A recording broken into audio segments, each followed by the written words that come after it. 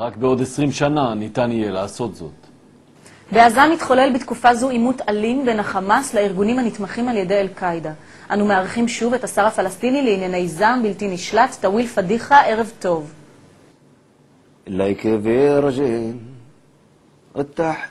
تحت أحمد دون مضونة والله الله השר פדיחה, אנחנו בשידור.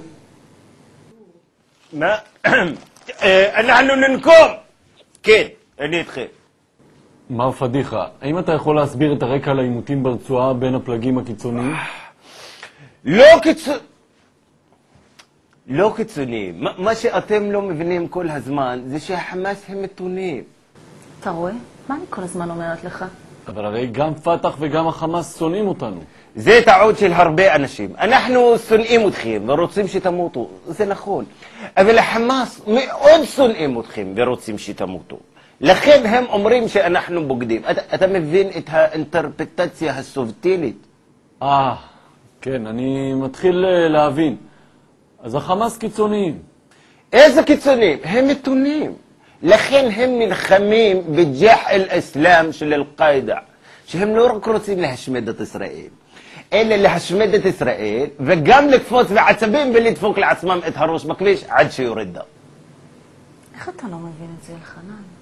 זאת אומרת אבל הם מתונים. הוא לא מבין. הם מתונים כי יש את ארגון איתבח אל-עלם, שהוא אומר גם להשמיד את ישראל ולדפוק את הראש בכביש בעצבים עד שיורד דם, וגם לצעוק מוות לישראל ומוות לאמריקה ולהשמיד אותם עוד פעם.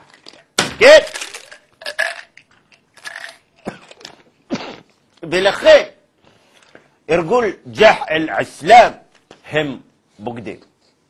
אז ג'ייח אל-אסלאם, כלומר, אם החמאס אומר אבל מה עם ארגון אל-ג'האד פי אל-כל ואיתבח אל-כולם? תגיד לי.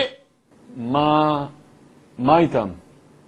הם אומרים להשמיד את ישראל ואת אמריקה ואת כולם, וגם לדפוק את הראש בכביש, וגם לשרוף דגלים נורא בעצבים, וגם להתפוצץ בכל מיני מקומות תכף ומיד, ולזרוק טילים. לכן הם אומרים שאיתבח אל-עלם הם בוגדים שצריך לחסל. אז בגלל זה החמאס, ג'ייח אל-יהוד, איתבח את כולם, כי הם רוצים לחסל, אבל לא מספיק, ולדפוק את הראש נורא חזק, נכון? ולהשמיד את לוקסנבורג. למה את לוקסנבורג? למה לא?